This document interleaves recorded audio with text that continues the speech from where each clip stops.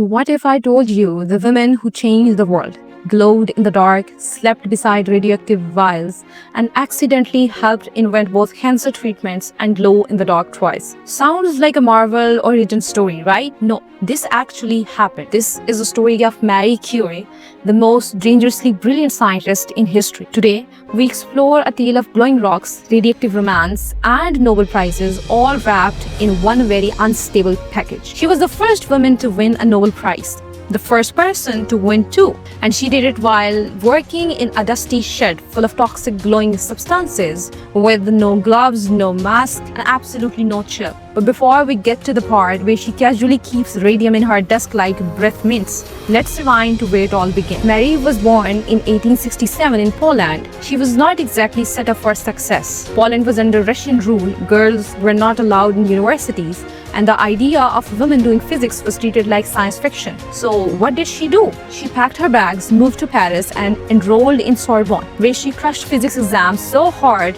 the boys probably cried in their equations. By living on buttered bread and pure ambition, she met Marie Curie, physics professor with messy hair and a quiet fascination with crystals, magnets, and eventually married. They fell in love, they got married, and instead of honeymoon in Alps, they began studying pitchblende, a black rock that would change science forever. Pitchblende, also known as uraninite, was glowing ever so faintly in the dark, like it had secrets to tell. Marie, curious and unstoppable, crushed it, boiled it, filtered it, again and again, chasing something invincible. What she found was not just one discovery, but two brand new elements, polonium and radium. Polonium named after her beloved Poland, radium because it radiated energy like an excited toddler on sugar. These elements were unlike anything scientists had seen before. They glowed, they burned, they pierced through solid matter. And so naturally, the Curies kept them in their pockets, handled them barehanded, and described the glow as a delicate fairy light. Yes, Marie Curie literally thought this substance is mysteriously glowing. Let me put it next to my pillow. No radiation suits, no warning signs, just pure scientific vibes. The world was fascinated. Marie and Pierre received the 1903 Nobel Prize in Physics, making them science's first power couple.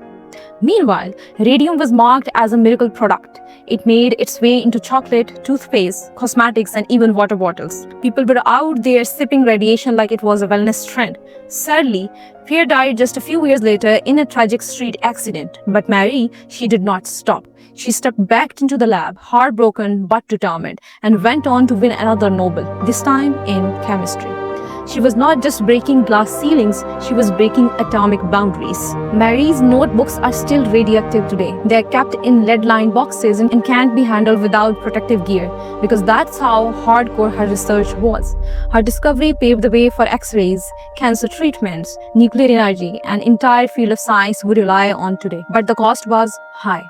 Years of exposure took a toll on her body. She died in 1934 from a condition caused by prolonged radiation exposure. Yet even in death, her legacy burned brighter than radium itself. And just when you thought this story could not get more impressive, her daughter, Irene Curie, also won a Nobel. Because apparently in Curie family, radiation was not just in the lab, it was in the bloodline. So the next time you see something glowing in the dark, remember the women who turned glowing rocks into history. Marie Curie didn't just change science, she redefined what was possible with brains, bravery, and a whole lot of radioactive brilliance. Thanks for watching. Like, share, and subscribe for more stories that glow in the dark in all the best ways.